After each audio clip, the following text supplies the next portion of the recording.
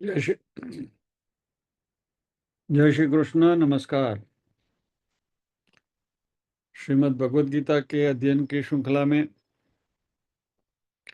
10वें अध्याय विभूति योग के आज के सत्र में सभी साध्यायियों का स्वागत एवं अभिवादन।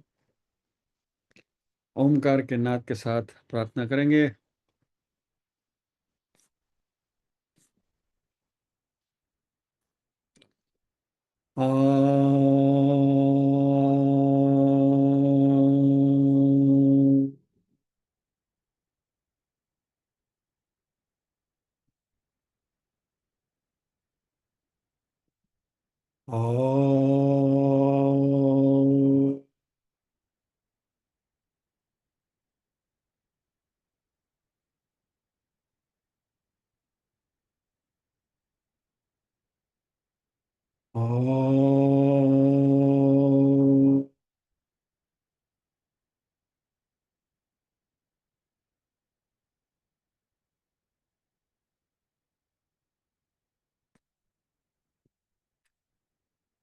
वक्रतुंड महाकाय सूर्यकोटिसमप्रभ निर्विघ्नं कुरु मे देव सर्वकार्येषु सर्वदा।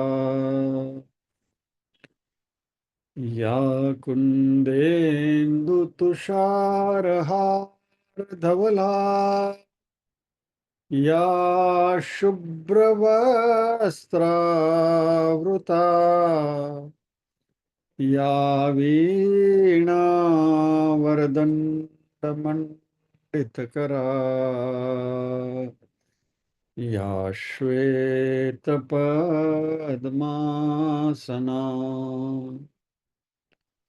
या ब्रह्माच्युतशङ्कर प्रभृतिभिर्देवैः सदा वन्दिता सा मां पातु सरस्वती भगवती निःशेषजाड्यापहा।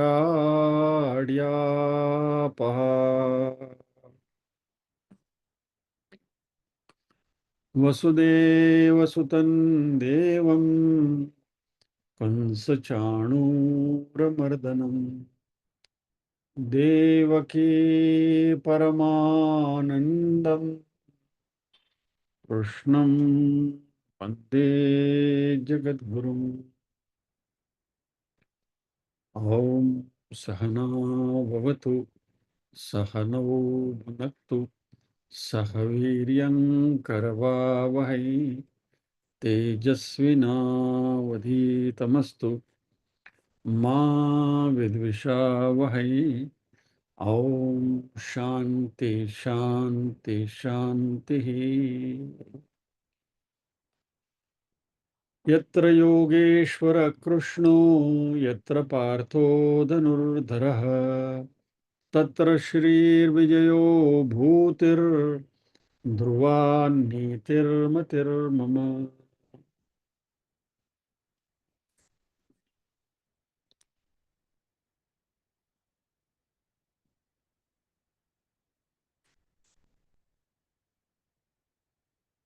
ओवर टू शरद भाई।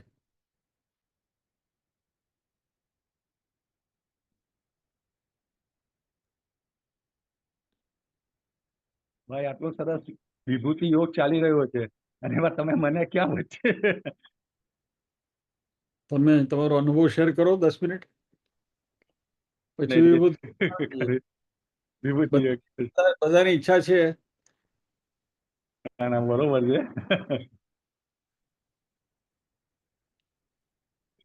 હું ખાલી મારો અનુભવ કહું છું ભાઈ। અનુભવ કોને અમે લોકો એકચ્યુઅલી 15 તારીખે અહીંયાથી નીકળેલા, 15 અને 30 તારીખે પાછા ફર્યા, એટલે લગભગ 15 દિવસની યાત્રા રહેલી અમારી। જી એ એ પહેલા આપણે આ પાકિસ્તાનનું સિંદૂર ઓપરેશન એવું બધું થયું ત્યારે એક ધડકારો બેસી ગયો હતો કે કદાચ અમારી યાત્રા કંઈ પોસ્ટપોન કરવી પડે કે કેન્સલ કરવી પડે। મનમાં એવા ઉચ્ચાટ સાથે ત્યાં જવું બી અમને યોગ્ય નહોતું લાગતું. ઘરવાળા ઉચ્ચાટ કરે, અમે ઉચ્ચાટમાં રહીએ, અને જે હિમાલયમાં અમારે કોઈ જાતનો કોન્ટેક્ટ પછી ન થઈ શકે, ત્યાં કોઈ જાતનું નેટવર્ક નથી.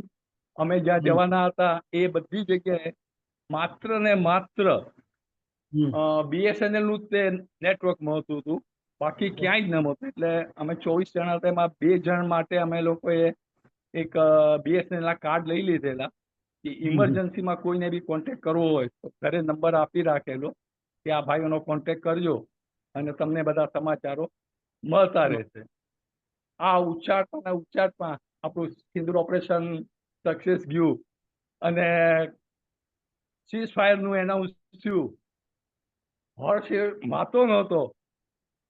અને એ વખતે મારા ખ્યાલથી અમે લોકો ગુરુવારે નીકળેલા, અને હું એકદમ હર્ષ વાત પેલું થતું હતું. ત્યાં મિસિસે આવીને, ધર્મપત્ની આવીને કીધું કે શું તમે કહેજો સીઝ ફાયર થયું.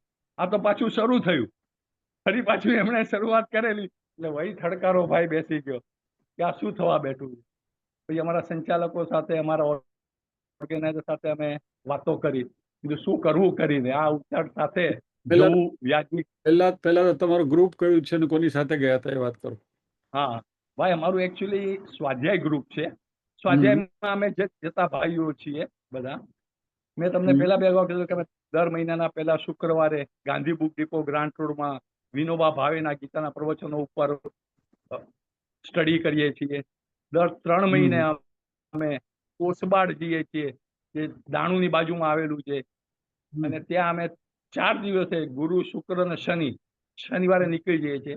ત્યાં બી અમારે ગીતા ઉપર જ તે અભ્યાસ ચાલે છે. એ સિવાય અમે લોકો ત્યાં ધ્યાન, યોગા વગેરે બી 3 દિવસ દરમિયાન અમે લોકો કરીએ છીએ. હવે આ ગ્રુપ દરમિયાન અમારા લગભગ 24 જણા અમે લોકો તૈયાર થયેલા. એમાં 13 બહેનો હતી અને 11 ભાઈઓ હતા. લગભગ 70% લોકો લગભગ સિનિયર સિટીઝન ભાઈ, લગભગ 70 વર્ષથી ઉપરના, 65-70 વર્ષ, અને 2 જણા તો 79 ને 81-82 વર્ષના. અમારા જે મેઇન ભાઈ હતા, જે ઓર્ગેનાઇઝ કરે છે ભાઈ, ચલો નામ બી કહો તમે, મધુભાઈ ચિતલિયા કરીને છે. એ લગભગ 28 વખત હિમાલય ફરી આવ્યા છે, 28 વખત. અને એમાં અમે જ્યાં જવાના હતા, મેઇન અમારો જે પર્પઝ હતો નારાયણ આશ્રમ, ત્યાં એ 4 વખત જઈ આવ્યા હતા. અને આ 5મી વખતે અમારી સાથે આવવાના હતા. એટલે અમને એક પૂર્ણ સંતોષ હતો કે આ ભાઈનો અનુભવ અમને ખૂબ જ કામ લાગશે, કે જે માણસ 28 વર્ષ સુધી હિમાલયમાં ફર્યો છે અને 4 કે 5 વખત અહીંયા નારાયણ આશ્રમ, કે જે આધ્યાત્મિક જગ્યા છે, એ જગ્યાએ જઈ આવ્યા છે, તો અમને એનો અનુભવ ખૂબ જ કામ આવશે. એ હેતુથી અમે લોકો તૈયાર થયેલા. પછી જયારે ભાઈ આ બધું સીઝ ફાયર ફરી પાછું ડિક્લેર થઈ ગયું, ને પછી અમને સંતોષ કે નહીં, હવે જવામાં વાંધો નથી. અમારા ઓર્ગેનાઇઝરને ત્યાં બી અમે કોન્ટેક્ટ કર્યો બધાનો કે અહીંયા બિલકુલ વાંધો નથી. હવે તો ઉલટાને અહીંયા ગળદી વધી રહી છે, કાશ્મીર બાજુ બધું બંધ થઈ ગયું છે, એટલે તમારો પ્રોગ્રામ જે નક્કી છે એ જ પ્રમાણે આવો. અને અમે લોકો એ જ પ્રમાણે ગુરુવારે રાત્રે અહીંયાથી નીકળેલા. ત્યાં આજે અમે કાઠગોદામ ઉતરેલા ભાઈ. હલ્દ્વાની પછીનું સ્ટેશન કાઠગોદામ. છેલ્લું સ્ટેશન? હાજી, છેલ્લું સ્ટેશન. હા છેલ્લું કાઠગોદામ. હા છેલ્લું સ્ટેશન કાઠગોદામ થી ઉતરી અને પછી અમે લોકો જોગેશ્વર ધામ કરીને એક જગ્યા છે ભાઈ. તમને હિમાલય વિશે કહું ને તો ખરેખર મને પહેલેથી કિશોરાવસ્થાથી ખૂબ જ નિસર્ગ પ્રત્યે ખૂબ જ પ્રેમ. કહું તો ગાંડો કો તો ગાંડો, કે ઘેલો કો તો ઘેલો, પણ કુદરત માટે મને પહેલેથી એટલો બધો લગાવ હતો કુદરતી વાતાવરણ, નિસર્ગ પ્રત્યે, કે ના પૂછવા.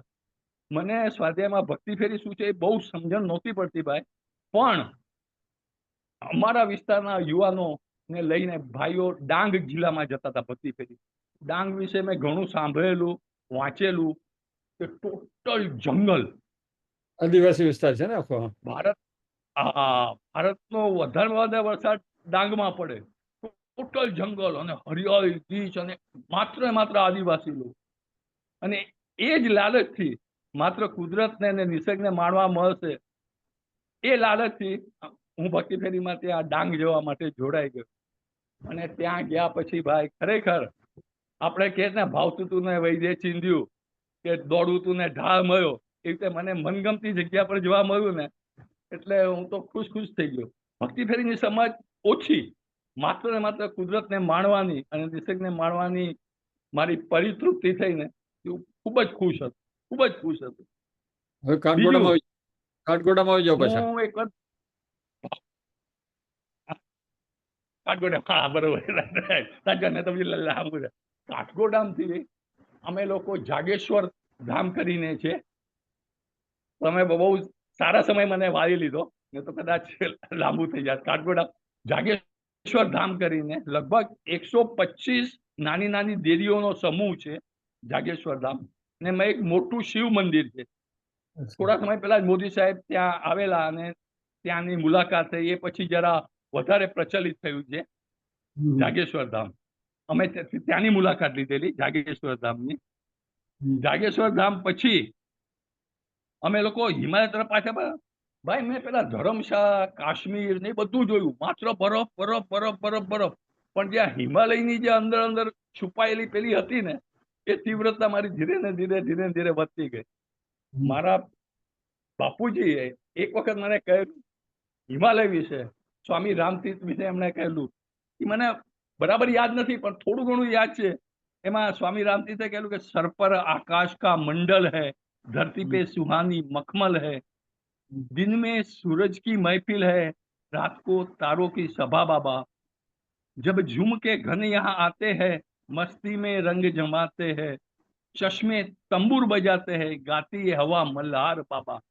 આ જે એમનું વર્ણન મારા બાપુજીના મોઢે સાંભળેલું ને મને હિમાલય પ્રત્યે એટલી બધી પ્રીતિ થઈ ગયેલી કે ના પૂછો વાત. અમે જાગેશ્વર થી પછી આ તમારી પહેલી યાત્રા હિમાલયની?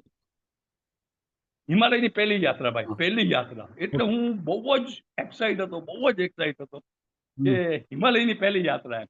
હિમાચલ, કાશ્મીર ને બધે જઈ આવેલો, પણ હિમાલય કે જે દૈવી ભૂમિ કહેવાય અને જે આધ્યાત્મિક ભૂમિ કહેવાય, એની માટે મારી પહેલી યાત્રા. અમે જાગેશ્વર થી પછી પાછા ફરતા અમારે 12 સીટરના 2 પેલા મેટાડોર કરેલા. એમાં કૈચી ધામ વચ્ચે આવે છે કે જે નીમ કરોલી બાબાનો આશ્રમ આવે છે વચ્ચે. અમે જાગેશ્વર થી આ બાજુ આવતા હતા ત્યારે કે છે નીમ કરોલી બાબામાં. હા, બહુ સિદ્ધ પુરુષ હતા એ પણ. હાજી ભાઈ, હા બહુ સિદ્ધ પુરુષ. હનુમાનજી નો અવતાર કયો હતા? નીમ કરોલી બાબા, નીમ કરોલી. સ્ટીવ જોબ્સ એપલ વાળા અને માર્ક ઝુકરબર્ગ ફેસબુક વાળા, વિરાટ કોહલી, એ બધા એનાથી ખૂબ જ પ્રભાવિત થયેલા આશ્રમની પ્રવૃત્તિઓથી. બહુ વધારે જોવા મળે તમને. વધારે જોવા મળે. અને આપણે એવું છે કે સાહેબ ઉવા છે, ગોરિયાઓ જાય એટલે પછી આપણને એની મહત્તા કોને ખબર કેમ વધારે સમજાય છે, મને હજુ સુધી સમજમાં નથી આવતું. એ લોકો કે એટલે આપણે સાચું માની લેવું એમ. હજી આપણી મેન્ટાલિટીમાંથી આપણે ગુલામ જ રહ્યા છીએ ભાઈ. પછી અમે કેચીધામથી આગળ આવતા અમારું પેલું હતું પડાવ માઉન્ટ એબોટ. માઉન્ટમાં એક હેરોલ્ડ એબોટ કરીને બ્રિટિશ ઉદ્યોગપતિ છે. એને આખું બ્રિટિશ વસાહત માટે આખું હિલ સ્ટેશન વસાવ્યું છે. અદ્ભુત. એ લગભગ 6500 ફૂટની ઊંચાઈએ છે ભાઈ. અને ચારે બાજુ તમને હિમાલયની હારબા દેખાતી હોય. એટલું સુંદર કે ના પૂછો વાત. બીજા નંબરનું ઊંચામાં ઊંચું ક્રિકેટ મેદાન બી ત્યાં આવેલું છે માઉન્ટ એબોટ ઉપર. એ પછી અમે બે રાતનું ત્યાં રોકાણ હતું ભાઈ. એ પછી અમે નારાયણ આશ્રમ, જે અમારો મેઇન હેતુ હતો કે જ્યાં આધ્યાત્મિકતા અમારે કહેવાની હતી, જ્યાં રોકાણ દરમિયાન અમારે આધ્યાત્મિકતા ઉપર વધારે ભાર આપવાનો હતો અને ત્યાં સાધના કરવાની હતી, ધ્યાન કરવાનું. એ અમારું નારાયણ આશ્રમ કે જે મેં કીધું મધુભાઈ 5 વખત જઈ આવ્યા છે અને બહુ જ પસંદ પડ્યું. એ લગભગ 9000 ફૂટની ઊંચાઈએ છે ભાઈ, 9000 ફીટ. અને એ આશ્રમ 1936માં બનાવેલો છે ભાઈ. એ આ નારાયણ સ્વામી જે કે જે મૈસૂરના દિવાનના પુત્ર હતા એવું કહેવાય. બહુ જૂનું 1936માં જયારે બનાવવાની શરૂઆત કરી ત્યારે બહુ એવા. હવે અત્યારે બી અમને એટલી બધી તકલીફ પડી ઉપર જતા કે જે રસ્તાઓ ને ત્યારે અમે વિચાર કરીએ ભાઈ, કોઈ બી વિચાર 1936માં એને કઈ રીતે આ આશ્રમનું એમ કે છે કે પિત્તોરાગઢ કે અલમોડાથી ઉપર જવામાં, નારાયણ આશ્રમ જવામાં એક માણસે ચાલતા જવાનું હતું તો લગભગ 14 દિવસ લાગતા હતા ભાઈ. એ વખતે એ લોકો 14 ઉપર જઈને પાછા ફરે છે. એ પછી જે આશ્રમની બાંધકામ ને એ બધું, એ બધી ડિટેલ બહુ મોટી છે ભાઈ. મને બહુ ડિટેલ બી ખબર નથી ને એમાં હું જઈશ પણ નહીં. પણ નારાયણ આશ્રમ એટલી અદ્ભુત જગ્યા છે ભાઈ. ત્યારે બી કોઈને પણ હું તો કહું છું કે મોકો મળે પણ નારાયણ આશ્રમ છોડવા જેવું નથી ભાઈ. લગભગ 36 એકરમાં પ્રસરેલું છે. એટલું યુટ્યુબમાં તમને બધું જ મળી રહેશે. એના વિશે તમે યુટ્યુબમાં જાઓ, નારાયણ આશ્રમ બધી ડિટેલ મળી રહેશે અને એને જોઈને ભલભલા ના છક્કા છૂટી જશે કે આટલું સુંદર વાતાવરણ આપણે હિમાલયમાં છે. એ ઘણાને ખબર નથી, બહુ ફેમસ નથી ભાઈ, પણ તમે યુટ્યુબમાં જશો તો તમને હવે ખબર પડી જશે. ત્યાં તમે શું કર્યું એ વાત કરો. અમે લોકોએ ત્યાં ભાઈ માત્ર ને માત્ર સાધના, એમાં ઉપર શૂન્ય કુટીર કરીને છે કે જ્યાં પોતે નારાયણ સ્વામી બેસીને ધ્યાન કરતા હતા. એ શૂન્ય કુટીર એટલે ખરેખર ભાઈ તમારા હૃદયના ધબકારા તમને સંભળાય ને એટલી શાંતિ. અમે લોકો સવારે 5 વાગે ઉઠીને ત્યાં જતા હતા. એમની ધ્યાનમાં બેસવાની એ જગ્યા જ હતી એમની. અમે લોકો 24 જણા તો નહોતા જ જઈ શક્યા, જેટલા માત્ર ધ્યાનમાં ને એમાં સવારે વહેલા ઉઠીને 5 વાગે જઈને બેસતા હતા એ ધ્યાનમાં. અમે ખરેખર અમારા હૃદય ધબકારા સાંભળ્યા છે ભાઈ. એટલી પરમ શાંતિ. ઉપર ટ્રેકિંગ છે નારાયણ ટૂંક કે જ્યાં નારાયણ સ્વામી પોતે ધ્યાન ધરતા હતા. ધોલી ગંગા ને કાળી ગંગાનું મિલન ત્યાં થાય છે. એકચ્યુઅલી નારાયણ આશ્રમનો હેતુ બાંધવાનો ભાઈ એ હતો કે કૈલાસ માનસરોવરની યાત્રા ત્યાંથી શરૂઆત થતી હતી. જ્યારે કૈલાસ માનસરોવરની યાત્રા હતી ત્યારે લોકો ત્યાં રોકાતા હતા 2-3 દિવસ સુધી આરામ કરતા હતા. પછી ત્યાંથી, હવે ત્યાંથી યાત્રા બંધ થઈ ગઈ છે. પછી એક આખું ગેટ બનાવ્યો છે યાત્રા, કૈલાસ માનસરોવર યાત્રાનું કરીને એ આખો ગેટ બનાવ્યો છે. ચારે તરફ આચ્છાદિત શિખરો, સૂર્યના કિરણો, જગારા મારતા શિખરો. અને ખરેખર ભાઈ એ 3 દિવસ અમે નારાયણ આશ્રમ રહ્યા છીએ. એવી સાધના કરી છે, ખબર જ નહોતી પડતી કે અમે પોતે શું કરીએ છીએ ભાઈ. ઉપર મંદિર છે ને આ સૂર્યનારાયણની વિષ્ણુ ભગવાનની મૂર્તિ આજુબાજુ સૂર્યનારાયણ છે.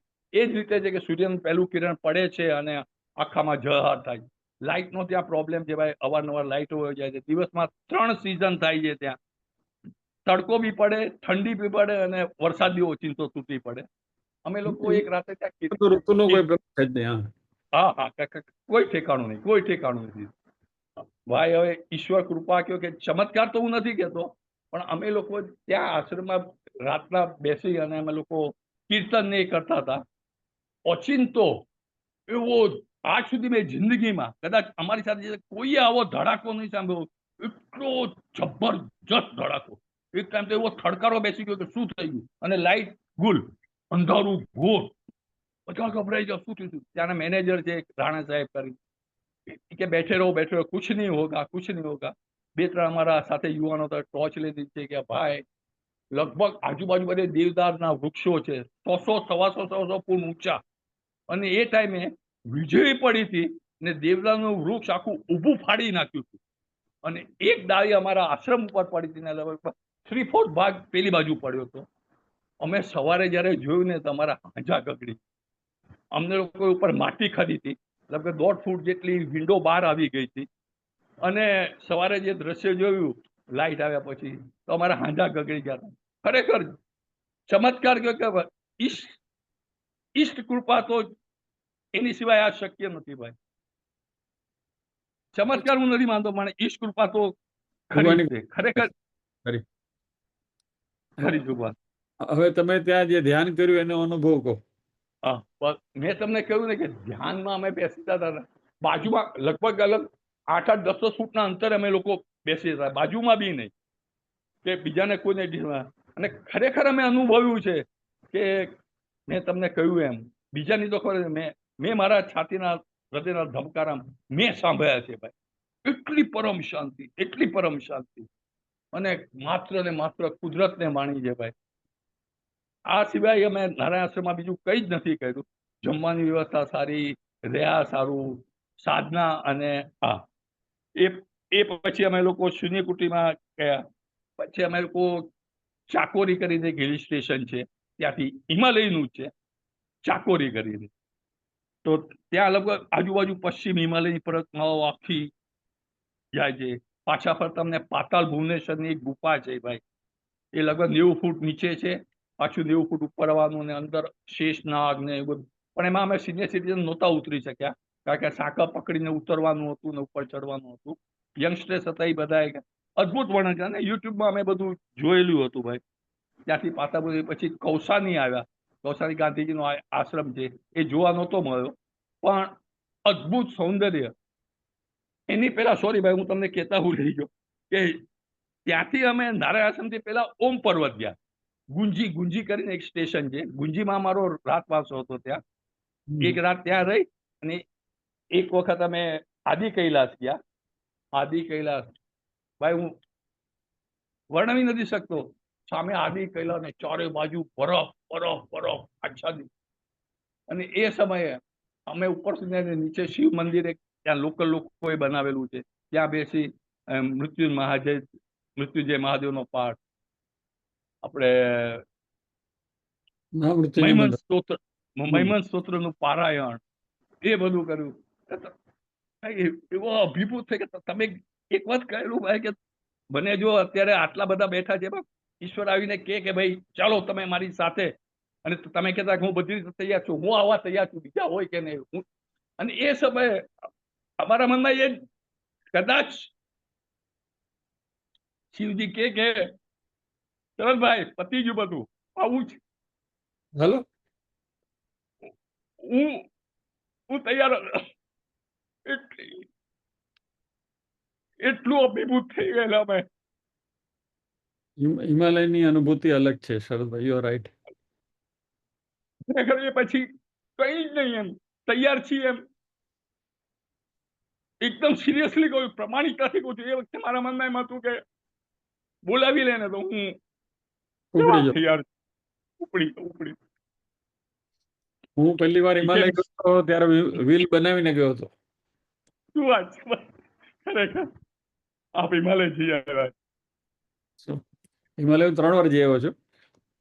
વંદન છે ભાઈ. અને જે ન ગયા હોય ને ખરેખર આપણે તમે ધ્યાનમાં શું કર્યું વાત કરો. આપણે અત્યારે 6ઠો અધ્યાય ધ્યાન યોગનો ચાલી રહ્યો છે. પણ ધ્યાનમાં માત્ર ધ્યાનમાં એમાં બીજી કોઈ એવી નથી. માત્ર તમે કહો કે આપણે નિર્ગુણ નિરાકારનું ધ્યાન કરવું પોસિબલ નથી. એ તો મેં મારા અનુભવથી બી કીધું કે એ શક્ય જ નથી. માત્ર ને માત્ર નારાયણની મૂર્તિ, હું જે નારાયણ આશ્રમમાં ઉતરેલા એમાં વિષ્ણુ ભગવાનની મૂર્તિ હતી ને આજુબાજુ સૂર્યના કિરણો, માત્ર ને માત્ર એ મૂર્તિનું ધ્યાન એ જ જતા હતા. પણ મેક્સિમમ 20 મિનિટથી વધારે ધ્યાન અમે બેસી નહોતા શકતા. 20 મિનિટ થાય ને એટલે લગભગ કંઈક 7:30 થતો હતો.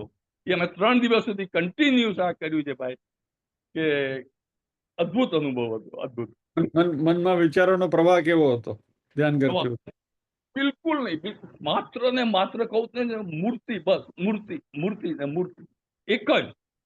પછીનું તો તમે કહો છે નિર્ગુણ નિરાકારને હું ભૂલી જ ગયો હતો. આમ હું તો કુદરતને નિર્ગુણ નિરાકાર માનતો હતો. ખરેખર કે આ કુદરત છે એ જ મારા માટે નિર્ગુણ નિરાકાર, એનું ધ્યાન ધર્યું હતું. પણ મેં શરૂઆત મૂર્તિથી કરી. મેં કીધું આ શક્ય નથી. કુદરતનું ધ્યાન ધરવું બી શક્ય નથી, હિમાલયનું ધ્યાન ધરવું બી શક્ય નથી. એટલું માત્ર માત્ર મૂર્તિની મેં ધ્યાન ધરવાની શરૂઆત કરેલી ભાઈ. બીજે દિવસે ઓમ પર્વત એ જ અનુભૂતિ રૂવાડા ઉભા ભાઈ. 1-2 ડિગ્રી લગભગ હશે. શ્વાસ લેવામાં તકલીફ પડતી હતી. અમે કપૂરની ગોળીઓ લઈ ગયેલા. ડાયમોક્સ કરીને એક ટેબ્લેટ અમને કીધેલી, કે જેમ હાઈટ સિકનેસની હિસાબે અમે બધાએ લીધેલી. પણ અમને કોઈ કરતા કોઈ 24 જણ જેવા હતા એવા ભગવાનની દયાથી પાછા ફર્યા. ભગવાનનો બહુ મોટો રસ્તા એવા છે. તમને તો હવે તમે તો હિમાલય 3 વખત જઈ આવ્યા છો એટલે તમને રસ્તાઓ ખબર છે. સેજ બી જો આમથી આમ જીપ ગઈ, કારણ કે અમે ધારચુલાથી પછી અમારે જીપમાં જો બીજું કોઈ વાહન નથી. અને એ વાંક ને નીચે ખીણ ને અદ્ભુત. મનમાં ઊંડે ડર બી હતો ભાઈ, સાચું કહું છું. 24 માંથી કોઈ એક મજા આવી એમ કહેતા હતા, પણ ઊંડે ને ઊંડે મને પોતાને બી કે સહી સલામત ઘરે પહોંચીએ તો અને જે દિવસે પાછા ફર્યા ને ભાઈ પ્રભુની એટલી મોટી કૃપા છે ધન્ય થઈ ગયો ભાઈ સરસ. Hariom Hariom. Hariom Hariom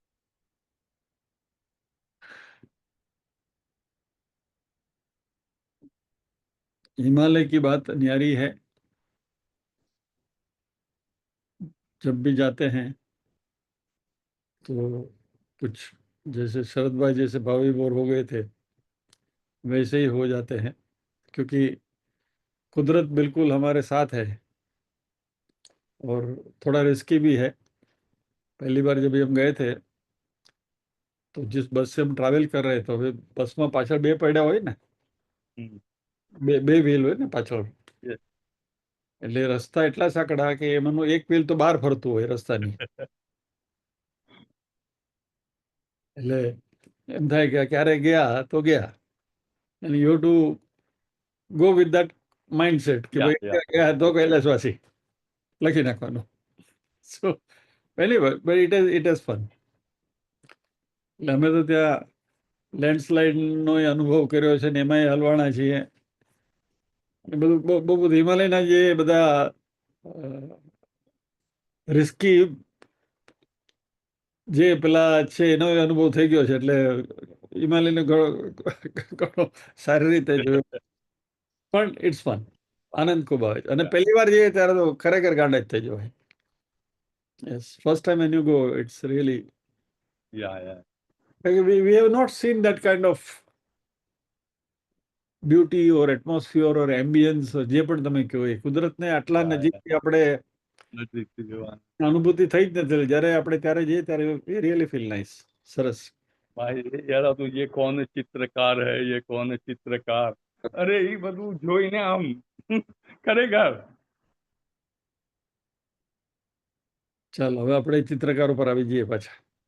yes yes original yes Hariom, ધન્યવાદ, થેન્ક યુ.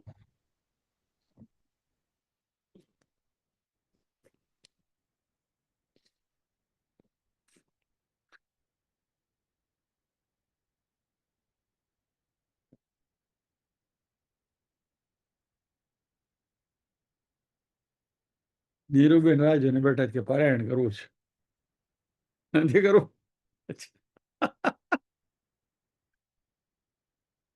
ચાલો 3 શ્લોક છે, હું કરી નાખું છું. I'll do that.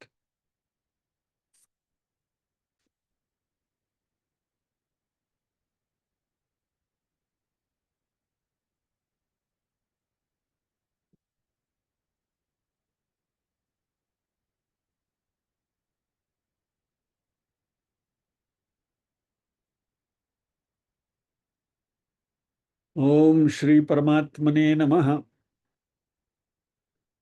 अथ दशमोऽध्यायः विभूतियोगः. श्रीभगवानुवाच भूय एव महाबाहो शृणु मे परमं वचः. यत्तेऽहं प्रीयमाणाय वक्ष्यामि हितकाम्यया. न मे विदुः सुरगणाः प्रभवं न महर्षयः. अहमादिर्हि देवानां महर्षीणां च सर्वशः. यो मामजमनादिं च वेत्ति लोकमहेश्वरम्. असम्मूढसमर्थ्येषु सर्वपापै प्रमुच्यते.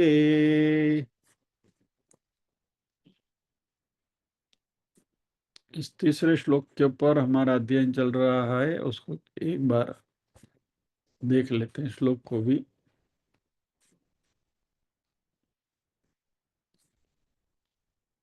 Just to recapitulate, यो माम अजम अनादिम च वेत्ति लोक महेश्वरम. यानी जो मुझे अजन्मा, अनादि और लोक महेश्वर इस तरीके से जो मुझे जानता है, तत्व से जानता है व्यक्ति, वह असम्मूढ़ यानी ज्ञानवान व्यक्ति मर्त्येषु यानी मनुष्यों में मैन इज मॉर्टल, इसलिए मर्त्येषु। सर्व पाप ही प्रमुच्यते, सभी पापों से मुक्त हो जाता है, यानी मोक्ष की गति मिलती है।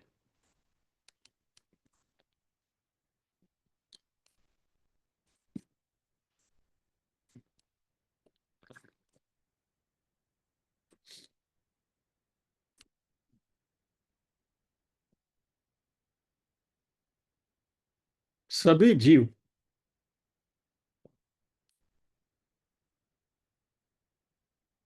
बाय डिफॉल्ट अज्ञान से मोहित होकर शरीर के साथ तादात्म्य बनाकर बैठे हैं।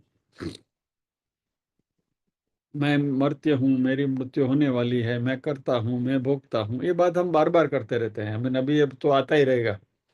मैं ये हूं, मैं वो हूं, मैं छोटा हूं, बड़ा हूं, नाटा हूं, चार्टर्ड अकाउंटेंट हूं, लॉयर हूं, वगैरह वगैरह। तीसरे अध्याय के 27वें श्लोक में भगवान ने कहा था, प्रकृते क्रियमाणानि गुणैः कर्मणि सर्वशः अहंकार विमूढ़ात्मा करता हम इति मन्यते। यानी मूड की व्याख्या वहां करी थी भगवान ने, क्योंकि इस श्लोक में असम मूड की जो बात कर रहे हैं, तो इसलिए मूड की बात तीसरे अध्याय भगवान ने जो करी थी कि सब कर्म प्रकृति में होता है, और जो अहंकारी और विमूढ़ व्यक्ति है वह करता हम इति मन्यते, मैं करता हूं ऐसा वो मानता है। हालांकि सभी कार्य प्रकृति में होते हैं, और ऐसे मूढ़ व्यक्ति संसार के सुखों की लालच में, उसमें बद्ध होकर उसके आगे, उसके परे, संसार के परे कुछ है, उसकी कल्पना भी ज्यादातर लोगों को नहीं होती। भी हम यहाँ बात करेंगे तो आप कहेंगे नहीं, अभी तो हमको तो मालूम है, क्योंकि हम इतने समय से ये अध्ययन करे, तो हमें मालूम है कि संसार से परे कुछ है, संसार मिथ्या है, वगैरह वगैरह, આપણે બધા બોર્ડ આયા થઈ ગયા છે હવે તો। लेकिन if you talk about a normal person, सामान्य व्यक्ति जो है, उसके लिए इस संसार से आगे क्या है, उसके बारे में सोचना भी उनके लिए मुश्किल हो जाता है। कठोपनिषद का एक श्लोक है, परांचिखानि व्यतृणत् स्वयंभूस् तस्मात् परांग पश्यति नान्तरात्मन। एक मिनट मैं आपको डिस्प्ले करता हूं, ताकि मैं जो पढ़ रहा हूं आपको पता चले।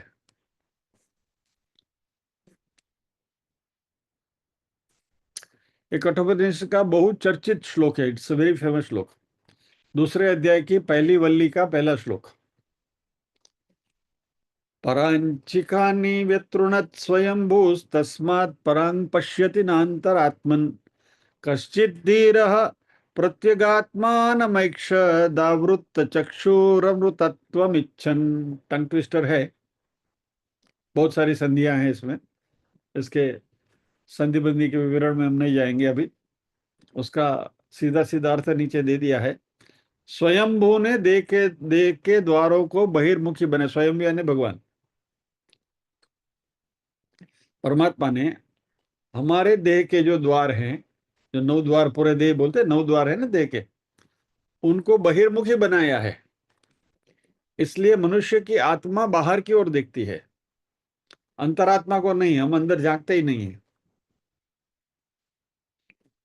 शरद भाई ने भी अभी जो वर्णन किया हिमालय में, इन बाहर के कुदरती सौंदर्य देखकर खुश होकर, आनंदित होकर आ गए। अंदर झांकने की जो चेष्टा है वह अभ्यास से ही होती है। यानी अभी हम, हमारी बात तो अलग है, लेकिन जो सामान्य जन है उनको तो ये पता ही नहीं है कि अंदर कुछ है झांकने जैसा, आत्मा जैसी कोई चीज है। तो यत्र तत्र विरला ही कोई ज्ञानी पुरुष, कश्चित धीर, ज्ञानी पुरुष, धीर पुरुष होता है जो अमृत तत्व की इच्छा करते हुए, यानी कि मोक्ष की इच्छा करते हुए, अपनी दृष्टि को अंतर्मुखी करके अंतरात्मा को देखता है। कठोपनिषद में नचिकेता को यमराजा कह रहे हैं। यानी कहने का तात्पर्य ये है कि ये आदत सामान्य मनुष्य में तो है ही नहीं, हमें थोड़ा बहुत अभी पता चल रहा है। तो बाय डिफॉल्ट परमात्मा ने जैसी हमारी संरचना करी है, हम स्वभाव से बहिर्मुख हैं और बाहर संसार के विषय भरे पड़े हैं। अभी एनीथिंग जो हम हमारी इंद्रियों से उसका उपभोग करते हैं, फिर अच्छा बुरा जो भी हो, बेसिकली वो विषय की कैटेगरी में ही आता है। कुदरती सौंदर्य भी आंख से देखते हैं, वो भी विषय ही है। बिकॉज हमारी 5 ज्ञानेंद्रिय है, इस पांचों ज्ञानेंद्रियों से जो हम भापते हैं, मान लीजिए कि वो हिमालय की उसमें कहीं पंखी का कलरव हो रहा होगा, कहीं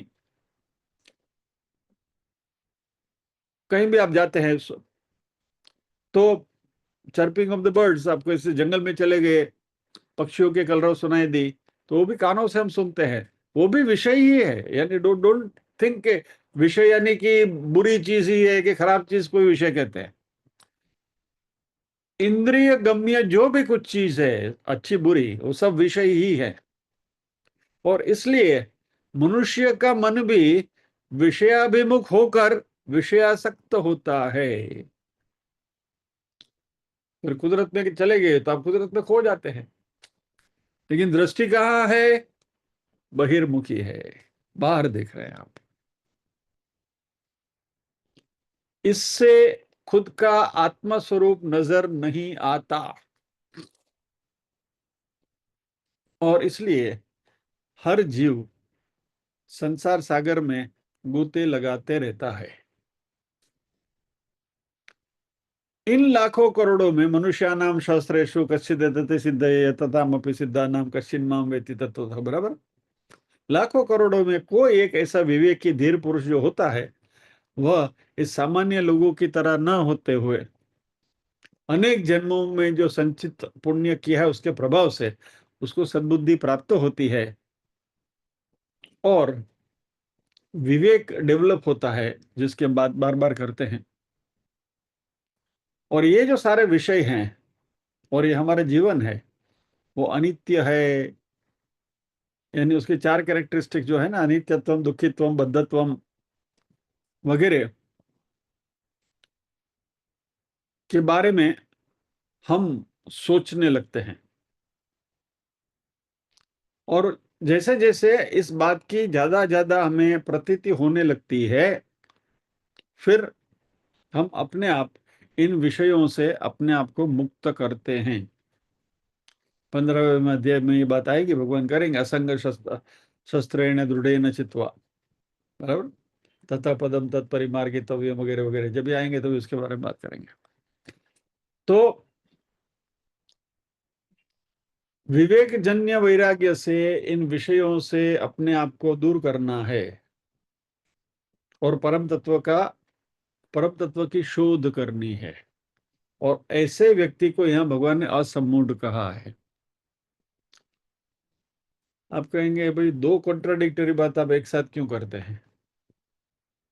एक बाजू से असंग शस्त्र ने दृढ़ न चित्वा की बात कर रहे हैं, सभी विषय को त्याग करने की बात कर रहे हैं, और कल ही बोल रहे थे कि संसार में ऐसे कोई विषय जो होते हैं तो उसका जब भी आनंद मिलता है तो ले लेना चाहिए, पिक्चर देखना चाहिए, बटाटा वड़ा खाना चाहिए, होटल में जाकर खाना भी खाना चाहिए, क्या ताश भी खेलना चाहिए। यस, अभी उसका कॉन्टेक्स्ट वहां अलग था, आज का यहाँ कॉन्टेक्स्ट अलग है। यहाँ असम्मूढ़ की बात हो रही है, यानी भगवत स्पेसिफिकली एक एक एक प्रकार के, यानी यहाँ रूल की बात नहीं है, एक्सेप्शन की बात है, अपवाद की बात है। सामान्य जन के लिए नहीं है, ये कोई असामान्य व्यक्ति एक्सेप्शनली जो इस लेवल तक पहुंचे हैं, वह इन सारे विषयों से अपने आप को मोड़कर अंतर्मुखी हो जाते हैं, और ऐसे व्यक्ति को असम्मूढ़ कहा गया है।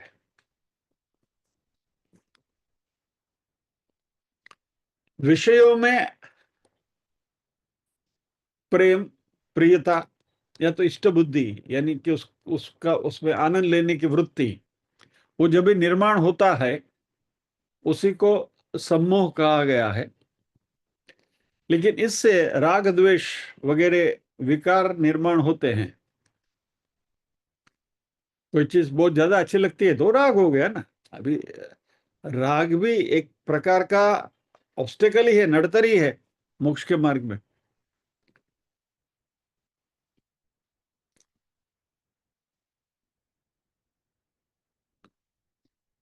तो ये असमूढ़ पुरुष जो है वह सारे राग द्वेषों से मुक्त हो जाता है और ये विषय के विकारों के प्रभाव में नहीं आता। दूसरे अध्याय अध्याय के 58वें श्लोक में भगवान ने कुर्मोंगा निव सर्वशः, तो कछुए का एग्जाम्पल दिया था कि जो योगी है वह जैसे कछुआ संकट आता है तो अपने आप को सिकुड़ लेता है सभी अंगों को और ढाल बनाकर उसके अंदर छुप जाता है, यानी एक अपने ऊपर एक कवच बना लेते हैं, अभेद कवच। और कछुए का जो कवच बहुत शक्तिशाली होता है और जैसे ही संकट टल गया तो वापस वो पानी में अपने आप विहार करने लगता है। उसी प्रकार ऐसे जो विवेकी पुरुष है, असमूढ़ पुरुष जिसकी यहाँ बात हो रही है, वह जब भी ऐसी विषयों की ओर से कभी भी किसी भी प्रकार का लालच या तो हल्ला हो गया और इस विषय की ओर ध्यान गया तो वह अपने खुद का रक्षण इस तरीके से अपने आप को कवच में ले लेता है और खुद का रक्षण करता है। और इसके लिए ये विवेक जो है यही अभेद कवच या तो शस्त्र है। तो मनुष्य की और खास करके आध्यात्मिक मनुष्य की सही ताकत और सामर्थ्य जो है, शक्ति जो है, वह हमारे शरीर का सौष्ठव, तंदुरुस्ती, या तो हमारी संपत्ति, हमारे पास कितना धन है, या तो हमारी प्रतिष्ठा, सत्ता, कीर्ति, यश, ये अध्यात्म में कुछ काम के नहीं है, क्योंकि ये सब हमको गुलाम बनाते हैं। इनमें से जो भी बात मैंने आपसे करी हो, प्रतिष्ठा, सत्ता, यश, कीर्ति, धन वगैरह, तो हमारा सही सामर्थ्य जो है वह विवेक और वैराग्य से युक्त जो ज्ञान है वही वास्तव में हमारा सामर्थ्य बन जाता है। और इसलिए किसी भी प्रकार का संकट हमारे सामने आए जो हमें इस अध्यात्म के मार्ग से विचलित करें, तो इस समय ये विवेक और वैराग्य युक्त जो ज्ञान है वो हमारे पर कवच के रूप में, ढाल के रूप में काम करता है। और ऐसा व्यक्ति जो है उसको यहाँ भगवान ने असम्मूढ़ कहा है। और ऐसा असम्मूढ़ विवेक की व्यक्ति या तो योगी मेरा जो परमार्थ स्वरूप है, भगवान कहते हैं, उसको यथार्थ रूप से जानता है।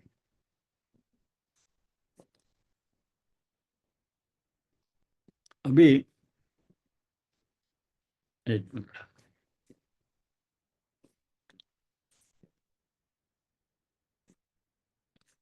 थोड़ा दूसरे श्लोक के साथ अनुसंधान कर लेते हैं। न मे विदुः सुरगणाः प्रभवं न महर्षयः, अहमादिर्हि देवानां महर्षीणां च सर्वशः। ये सब बात हो गई, इसकी एनालिसिस हमने करी थी। सुर किसको कहते हैं, देव किसको कहते हैं, ये सारी चर्चा हम कर चुके हैं। भगवान ने कहा मेरा जो प्रभाव है वह, ये महर्षि लोग, ये देव देव, ये सुरगण, ये सब मेरे प्रभाव को जानते नहीं है। न मैं विदुहु, नहीं जानते हैं मेरे, क्योंकि अहम आदि ही, यानी मैं इन सब का आदि हूं। आदि यानी बिगिनिंग। तो इन सब की शुरुआत मेरे से हुई है, सब मेरे बाद में आए। दैट इज व्हाट दूसरे दूसरे श्लोक में भगवान ने कहा। इसका संदर्भ लेते हुए हम आगे बढ़ते हैं कि मैं, ये देव और महर्षि सभी का मैं कारण हूं।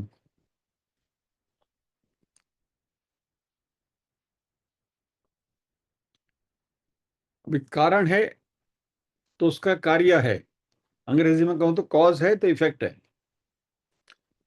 तो भगवान इन सब के होने का कारण है, इसलिए उनके ये सब कार्य हैं, यानी भगवान की वजह से ये सब यहाँ अस्तित्व में आए। अभी यहाँ थोड़ा અહીંયા થોડું ઝીણું કાતવાનું છે, थोड़ा बारीकी से इस बात को समझना पड़ेगा। ये महर्षि, ये देव जिसकी बात भगवान करते हैं कह रहे हैं कि मैं उनका आदि हूं, यानी कि आई एम द फर्स्ट, और इसके बाद में ये सब आए हैं। इसको यदि आप आत्मा के लेवल पर देखोगे, चैतन्य के लेवल पर देखोगे, तो महर्षि देव ये सब जिसकी बात दूसरे श्लोक में भगवान ने करी, उनका यदि आत्मा स्वरूप भी आप पकड़ के चलो, उसका चैतन्य पकड़ के चलो, तो भगवान इनके आदि नहीं है, क्योंकि भगवान स्वयं चैतन्य है। यानी at that level they are all same. इसलिए चैतन्य का कोई आदि नहीं है, चैतन्य का कोई कोई शुरुआत नहीं है। Chaitanya is not a cause for anything, Chaitanya is Chaitanya, it's always there. इसमें कोई बदलाव कभी भी नहीं होता। कॉज एंड इफेक्ट चैतन्य के लेवल पे, आत्मा के लेवल पर नहीं है। तो ये कॉज या तो ये आदि होना, कारण होना किसके लिए है? उपाधि के लिए है। उपाधि यानी शरीर, जिसको हम जीव कहते हैं। यानी ये महर्षि, ये देव वगैरह, जो जीव है, जीव मात्र जो है, उनके भगवान आदि हैं। यानी ये जो शरीर जो है, इसको उपाधि कहा गया है। शरीर यानी शरीर मन, यानी अंतरात्मा और शरीर का संगाड़ा, बॉडी माइंड सेंस कॉम्प्लेक्स, यानी इंद्रिया, मन, मन इंद्रिया और शरीर के ये पूरा संगाड़ा, जिसको हम शरीर कहते हैं, ये उपाधि है। और इसका कारण परमात्मा है। अहम आदि ही सर्वानाम, यानी कि मैं आदि हूं, यानी कि ये सब शरीर मेरे से, मेरी की वजह से बने हैं। इसलिए कहा ना कि ये संसार का भगवान अभिन्न निमित्तोपादान कारण है। तो भगवान कारण है इनका, किसके लिए? इन उपाधियों के लिए। तो ये जो सृजन की प्रक्रिया है, वह ये उपाधि के लिए है। सृजन की प्रक्रिया चैतन्य तत्व के लिए या तो आत्मा तत्व के लिए नहीं है। आत्मा तत्व कैन नॉट बी क्रिएटेड, उसका सृजन नहीं हो सकता, वो मात्र है। It is, that's it. सत्य जिसको हम कहते हैं, होना, वो है बस, नथिंग एल्स। वो था भी नहीं है, होगा भी नहीं है हमेशा है, at any given point of time. इसलिए हमने इसकी डेफिनेशन तत्वबोध में करी थी, त्रिकाले तिष्ठति यत्। बराबर, तीनों काल में जो विद्यमान है वह चैतन्य है, वो आत्म तत्व है, वो सत है।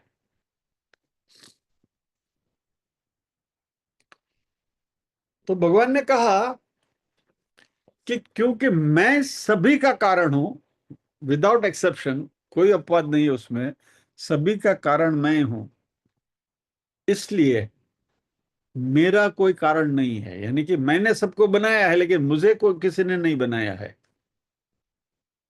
I am the cause of everything, but I have no cause. मुझे बनाने वाला कोई नहीं है, और क्योंकि मुझे बनाने वाला कोई नहीं है, इसलिए मैं अज हूं, इसलिए मेरा जन्म नहीं है। I am unborn. क्योंकि मैं किसी कारण का कार्य नहीं हूं। I am not the effect of any cause, I have no cause, and therefore I am not the effect. और इसलिए मेरा जन्म नहीं है। और इसलिए मैं अनादि भी हूं। अनादि यानी मेरी कोई शुरुआत नहीं है, मैं हूं, हमेशा हूं, देयर इज नो बिगिनिंग। इसलिए अज और अनादि दोनों के अर्थ करीब करीब सेम है। लेकिन अनादि का अर्थ यह है कि जिसकी शुरुआत नहीं है कहीं भी। और शुरुआत क्यों नहीं है? क्योंकि भगवान का जन्म नहीं है, अनबॉर्न, अजह है, इसलिए।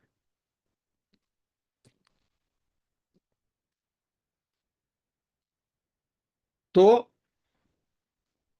वापस ये हमारे मन में तर्क होगा कि भाई दो शब्द का प्रयोग करने का प्रयोजन क्या?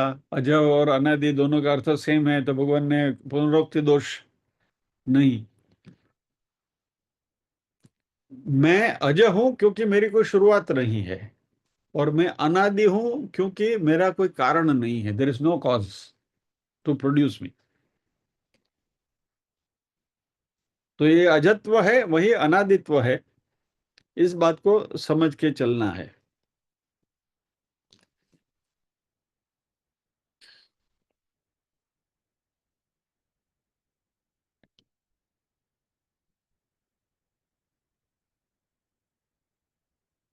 और इसलिए इस ईश्वर तत्व का कोई कारण नहीं होने की वजह से भगवान एम्फेटिकली कहते हैं कि मैं अज हूं और मैं अनादि हूं।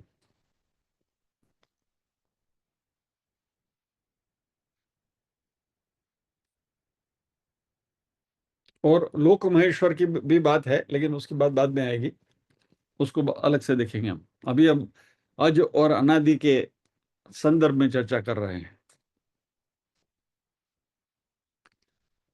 मांडुक्य उपनिषद में यदि जाओगे, संदर्भ आया है इसलिए आपको बता देता हूं कि वो जागृत स्वप्न सुषुप्त अवस्था से परे हैं।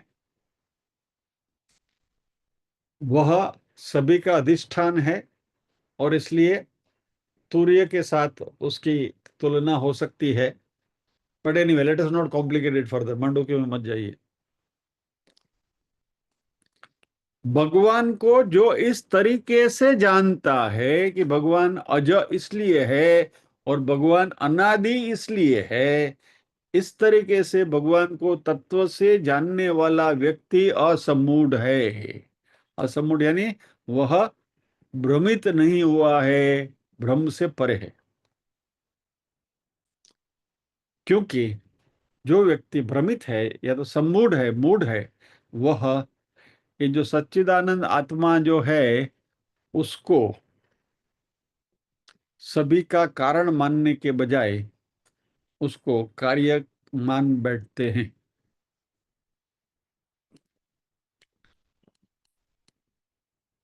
यानी जो निराकार है उसको साकार मानने की कोशिश कर लेते हैं, उसको हम उपाधि प्रदान कर देते हैं।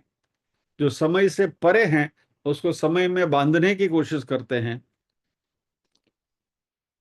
भगवान को मनुष्य के स्वरूप में यदि हम देखना शुरू करें, 9वें अध्याय में इस बात हमने देखी है कि भगवान को यदि मनुष्य के रूप में हम मानेंगे, शरीरधारी मनुष्य के रूप में, तो जो समय की मर्यादा से जो परे है उसको हम समय में बांधने की कोशिश करते हैं। जो देह की मर्यादा से परे है उनको देह में हम बांधने की कोशिश करते हैं। ये हमारी मूढ़ता है। तो यदि यह करने की कोशिश करेंगे तो ये जो आत्म तत्व है उसको हम अनात्म के रूप में देखते हैं। विवेक चूड़ामणि, आत्मा अनात्म विवेक, ये सब क्रॉस रेफरेंस आते जाएंगे। You try, you keep connecting the dots. वे कहाँ कहाँ कनेक्ट करना है आपकी विचार शक्ति के ऊपर अवलंबित है। बहुत सारी चीजें बहुत जगह पर यही बातें अलग अलग कॉन्टेक्स्ट में आती रहती हैं। अभी वो डॉट्स आपको कनेक्ट करना है, अल्टीमेटली पूरा चित्र वो एक ही आएगा। निर्गुण निराकार परब्रह्म की बात आएगी अल्टीमेटली। तो ये अभी जो विवेक चूड़ामणि में जो बात हो रही है कि भाई मैं बड़ा हूँ, छोटा हूँ, नाटा हूँ, जाड़ा हूँ, पतला हूँ वगैरह, ये सब अनात्मा है। आत्मा को हमने ये उपाधि दे के रखी है,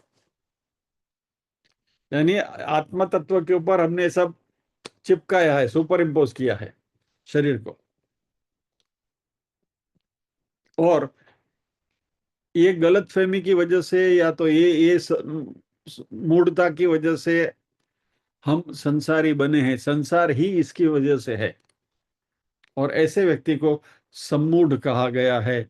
और अभी हम बात कर रहे हैं असम्मूढ़ की, यानी कि जो इस प्रकार के भ्रम से परे है, यानी सह मर्त्येषु असम्मूढ़, मृत्युलोक के मानवियों में वह असम्मूढ़ है, और इसलिए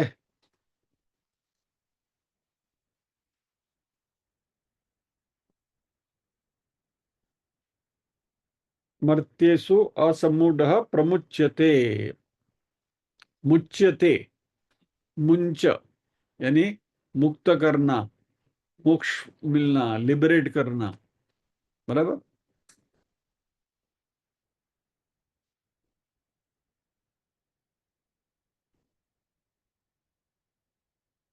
अरे पूतना, सॉरी, पूतना नाम याद नहीं आ रहा था।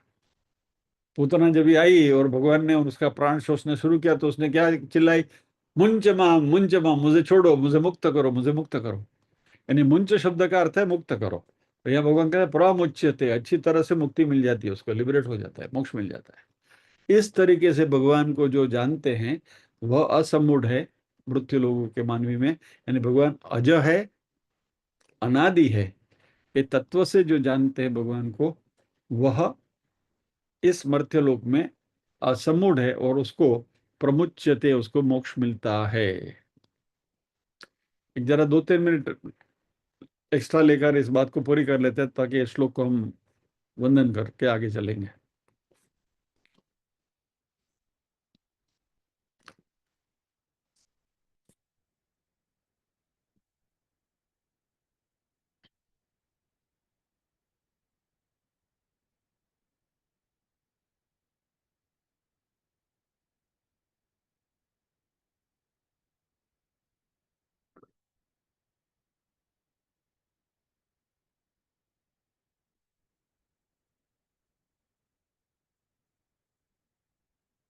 છોડે હવે વધારે વધારે જીણું નથી કરતું।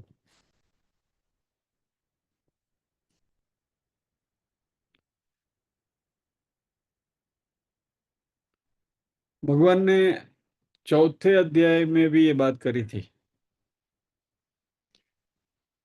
और यहाँ जो बात कर रहे हैं असमूढ़ व्यक्ति, विवेक वैराग्य संपन्न व्यक्ति जो असमूढ़ है, जिज्ञासु साधक जो है, वह परमात्मा को तत्व से जानता है और वह सभी पापों से मुक्त हो जाता है, क्योंकि वह कर्मण्य कर्म य पश्येद कर्मणि च कर्म यः स बुद्धिमान मनुष्येषु स युक्त कृष्ण कर्म कृत। गीता का चौथा अध्याय 18वां श्लोक। जिसके विवरण में हमने जो कर्म में जो अकर्म को देखता है, अकर्म का जो कर्म देखता है, वह मनुष्यों में बुद्धिमान है, और वही योगी है, और वही कृतकृत्य हो जाता है, यानी कि वह मुक्त हो जाता है।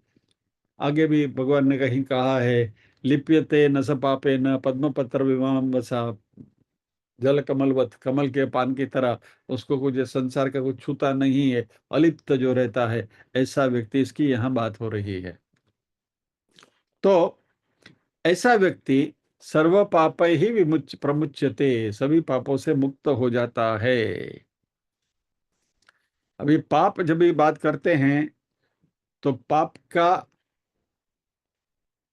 पाप सिक्के की दूसरी बाजू जो है वो पुण्य भी है। पाप जैसे हमें बांधता है, वैसे पुण्य भी बांधता है। पाप लोहे की जंजीर है, पुण्य सोने की जंजीर है, लेकिन दोनों है तो जंजीर। तो जब भी सर्व पाप ही प्रमुच्यते कहते हैं, यानी पाप और पुण्य दोनों से मुक्त हो जाते हैं, यानी हमारे सारे संचित कर्म है वो भस्मसात हो जाते हैं, यानी पुनर्जन्म नहीं मिलता। मात्र इस जन्म के ये शरीर धारण करने के समय पर जो प्रारब्ध कर्म बचे हैं, वो प्रारब्ध तो हमें भुगतना ही है। हालांकि मुक्ति का आनंद मिलता है, हम संसार से बिल्कुल विमुख हो गए हैं, संसार की किसी में कोई राग द्वेष नहीं बचा है, एक मुक्त व्यक्ति की तरह आनंदित होकर, अंतर्दृष्टि डेवलप होकर, अंतर्ज्ञानी होकर हम विचरते हैं। तो ये जो प्रारब्ध कर्म है, ये जो शरीर जितना समय उसकी आयु है वो आयु पूरी करनी होती है, बाद में पुनर्जन्म नहीं मिलता। तो इस संदर्भ को आगे लेते हुए भगवान अपनी विभूतियों का वर्णन करेंगे,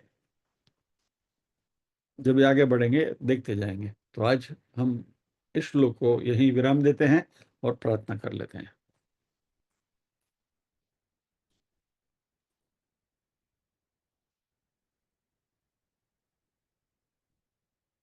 ओम असतो मा सद्गमय, तमसो मा ज्योतिर्गमय, मृत्योर्मा अमृतंगमय। सर्वेषां स्वस्तिर्भवतु, सर्वेषां शान्तिर्भवतु, सर्वेषां मङ्गलं भवतु, सर्वेषां पूर्णं भवतु। लोका समस्ताः सुखिनो भवन्तु, लोका समस्ताः सुखिनो भवन्तु। नाहं कर्ता हरिः कर्ता, हरिः कर्ता हि केवलम्। ओम शांति शांति शांति ही।